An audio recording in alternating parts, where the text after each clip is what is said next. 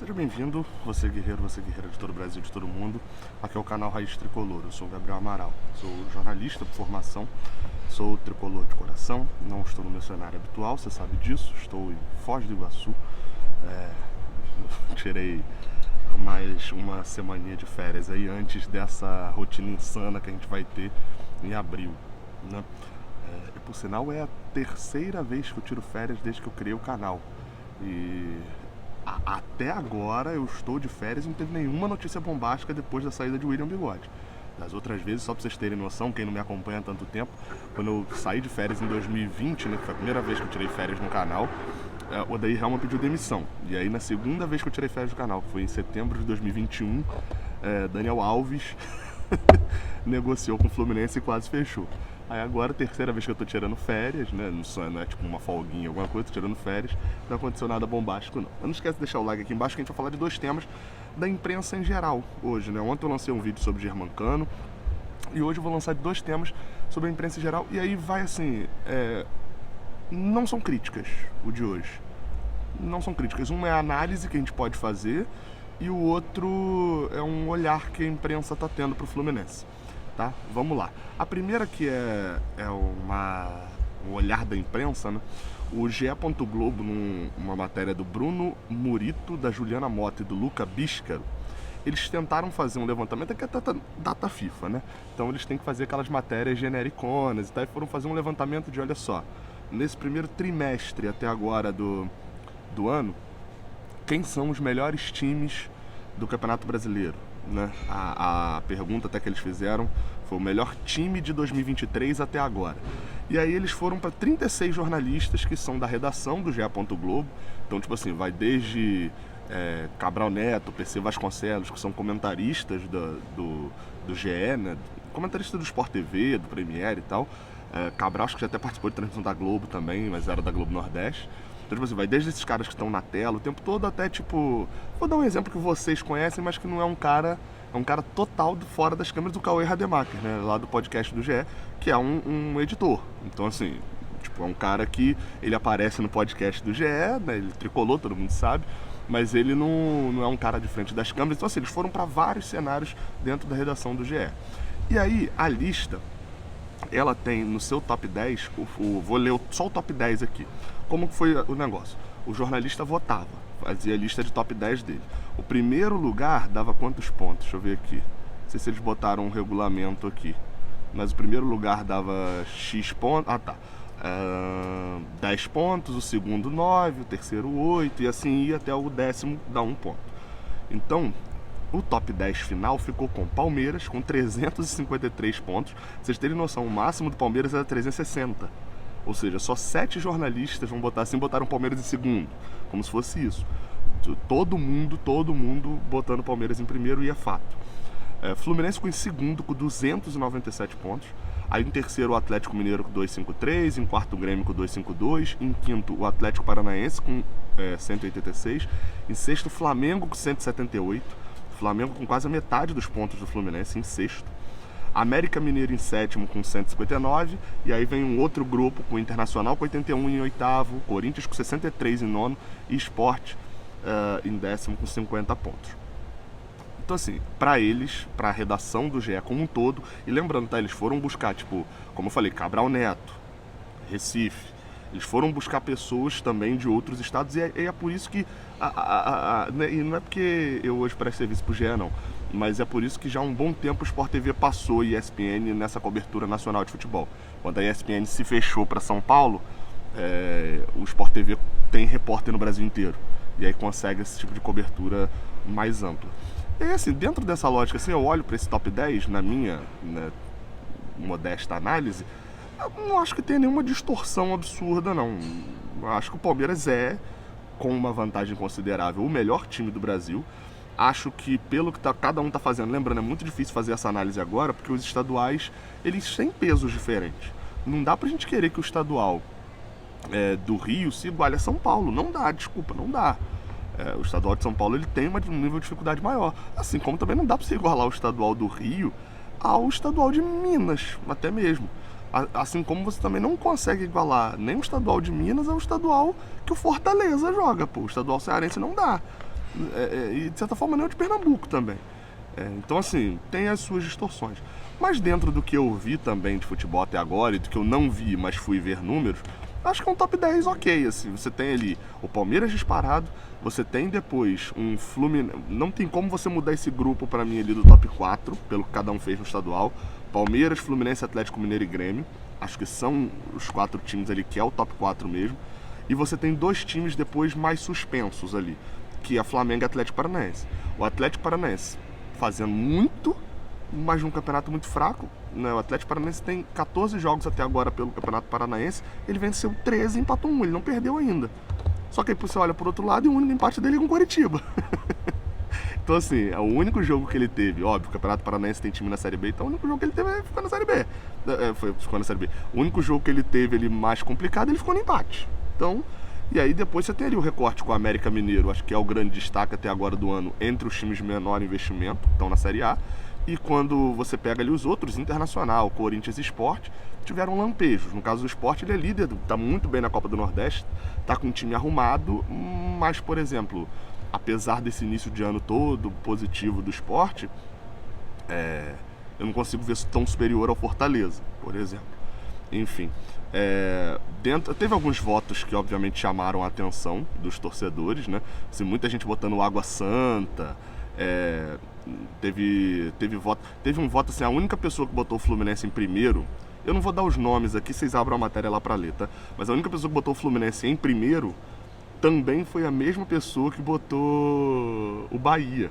E o Bahia talvez faça um dos piores anos dos últimos, dos mais recentes aí, do cenário local. Então, né? E da Série A, os times que não entraram no top 10 de ninguém foram Botafogo, ou seja, o Vasco entrou, Coritiba, Cruzeiro, Cuiabá e Santos. Foram os 5 que não entraram no top 10 de ninguém. Enfim, então esse é um ponto inicial aí. Queria falar e elogiar, né? De fato, eu acho que o Fluminense Você tem como discutir ali, muita gente colocando o Flamengo muito próximo ao Fluminense. Às vezes eu falei, cara, o elenco do Flamengo é muito bom. O elenco como muito bom, não, é bom. É muito bom, né? Não é ótimo, mas acho que o ótimo hoje, a gente não tem essa unanimidade toda lá do Flamengo não, mas é um elenco muito bom, tem um elenco melhor do que o do Fluminense. O momento é ruim, a disposição física, o momento técnico e tático, isso tudo é pior hoje que o do Fluminense. Mas você não dá pra, né? Quando você pensa no que foi esse início de ano aí do Flamengo, perdeu muito e etc, tem muita discussão, mas a gente quase perde o jogo num lampejo de Cebolinha, por exemplo, né? E a outra matéria, essa daqui eu vou passar um pouquinho mais rápido, mas é o seguinte, o UOL, aí esse é um levantamento do André Martins, fez um levantamento sobre trocas de treinadores. A matéria ela é um pouco confusa, tá? Eu recomendo você ir lá ler. Porque assim, ele fala que a matéria é sobre troca de treinadores. Quantas trocas esses times fizeram. E aí, basicamente, pegando os times da Série A, o Vasco foi o que mais fez trocas de 2020 para cá. Isso, recorte de 2020 para cá. O Vasco foi o que mais fez trocas. Passou por Abel Braga, Ramon, Ricardo Sapinto, Luxemburgo, Marcelo Cabo, Lisca, Diniz, Zé Ricardo, Maurício Souza, Jorginho e Barbieri. E o Palmeiras o que menos fez trocas. O Palmeiras saiu de Luxemburgo e foi para Abel Ferreira. Se valesse R$1 milhão para eu dizer quem era o treinador antes de Abel Ferreira no Palmeiras, eu não ganharia R$1 milhão chutando Luxemburgo, não. Enfim, então assim, eles falam ali que é pela quantidade de trocas. Só que fica estranho porque o ranking é feito baseado na quantidade de treinadores. Vou dar um exemplo, tá? Só para vocês entenderem assim. O Fluminense vai ser um caso mais complicado. Deixa eu botar o São Paulo aqui. O São Paulo tem Fernando Diniz, começou com Fernando Diniz, foi para Hernan Crespo e Rogério Ceni. Então eles consideram 2 trocas, né? Diniz pro Crespo, de Crespo pro Rogério Ceni. Beleza. Só que aí quando você vai pro Atlético Mineiro, eles consideram 5 trocas. Começou com Dudamel, aí do Dudamel trocou pro Sampaoli. Beleza. Do Sampaoli trocou pro Turco Mohamed. 2 trocas. Aí eles consideram que trocou do Turco Mohamed pro Cuca. E do Cuca pro Eduardo Cudê. Só que o Cuca treinou 2 vezes. Então fica tipo assim, fica estranho, porque eles contam a quantidade de treinadores, a quantidade de trocas. Aí você vai pro caso do Fluminense, que é o mais complicado, que é o Fluminense contra 4 trocas só. Odair Hellman para Marcão, Marcão para Roger Machado, Roger Machado para Abel Braga e Abel Braga para Diniz, 4 trocas. Só que foi Odair Marcão, Marcão Abel, Abel Marcão, Marcão Roger, Roger Marcão, Marcão Abel, enfim, aí tem essas distorções. Mas o Fluminense, cara, o Palmeiras teve menos, né? O Palmeiras só saiu do Luxemburgo pro Abel, o São Paulo já falei também. O Red Bull Bragantino saiu do Felipe Conceição pro Barbieri e do Barbieri pro Pedro Caixinha, que é o que tá lá, também teve poucos. E o Fortaleza foram os únicos times que tiveram menos que o Fluminense. Fortaleza do Ceni pro Chamusca, detalhe, Ceni pediu demissão, Chamusca pro Anderson e Anderson pro Vojvoda. E no caso do Fluminense também, você pega aí os 4 do Fluminense, o Fluminense tá empatado com alguns times, com Corinthians e América Mineiro, mas no caso do Fluminense, Odair pediu demissão, Marcão, ele era um auxiliar que voltou pro cargo, e Abel Braga se aposentou, pediu demissão para se aposentar. Então assim, na teoria o Fluminense só demitiu o Roger Machado nesse período, né? E o Diniz é o atual comandante. E aí assim, eu me sinto até um pouco mais à vontade agora para poder fazer elogios, porque eu fiz um vídeo recentemente e tinha pelo menos uns 10 comentários falando bem assim: Gabriel, você... Acho que foi na da coletiva, acho que foi lá no desabafo da coletiva. Você só ataca o Mário? Você queria o quê? Você só tá atacando o Mário? E assim... engraçado que na minha cabeça eu até achava que a galera me achava mais protetor do Mário. Nossa, você é guardião, sei lá, achei que nos extremismos a galera falou, ou seja, prova que meu trabalho está sendo bem feito, né? Eu sei, eu não me prendo a nenhum dos dois lados, mas vou repetir o que eu sempre falo aqui, eu elogio quando tem que elogiar. E você pega esses 2 tópicos aqui em 2023, numa paralisação de data FIFA, e a gente está falando que o Fluminense, para todo mundo, é o 2º melhor time do Brasil, para os jornalistas do GE. Globo, 2º melhor time do Brasil no ano. Óbvio, tem muito toque do Fernando Diniz, etc. Mas, assim, o Fluminense é o 2º melhor e é difícil de se contestar isso. Você pode até contestar ali o Grêmio, alguma coisa, mas o Fluminense não vai cair de 4º para trás. E você pega o Fluminense, você pega um ranking de troca de treinadores e o Fluminense é o 5º, considerando que se você tirar os pedidos de demissão, ou seja, quando o cara pediu demissão, o Fluminense só teria, ou no caso do Marcão, né, com o auxiliar voltando, o Fluminense só teria nesse período Roger Machado e Fernando Diniz. Só. No caso, o Fluminense só demitiu um treinador nesse período todo. E aí você vai para times mais à frente, por exemplo, Fortaleza demitiu 2, Chamusca e Anderson, o Bragantino demitiu Conceição e Barbieri. No Barbieri eu não sei se foi demitido ou ele quis ir pro Vasco. O São Paulo demitiu o Diniz, o Crespo eu não lembro da saída, mas acho que foi demitido também. Então assim, o Fluminense ficaria ali no top 3. E isso é um mérito, sim, da gestão Mário Bittencourt, essas 2 coisas que eu citei. Não tem como negar. E aí eu sempre falei aqui no canal, falei, olha, a comparação com o Mário é muito fácil, é a melhor coisa que o Mário vai querer, que é comparar com os gestores anteriores, porque Peter Simpson e Pedro Abad, né? O Peter Simpson tem taça lá pra mostrar, mas o que ele mostra no final é traça. Todos os problemas, enfim, que aconteceram.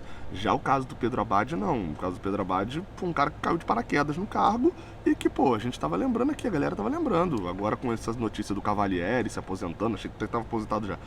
A forma como saiu, então, tipo assim, fica muito fácil você olhar as escalações de 2018, os jogos de um pedaço do início de 2019, as contratações, etc.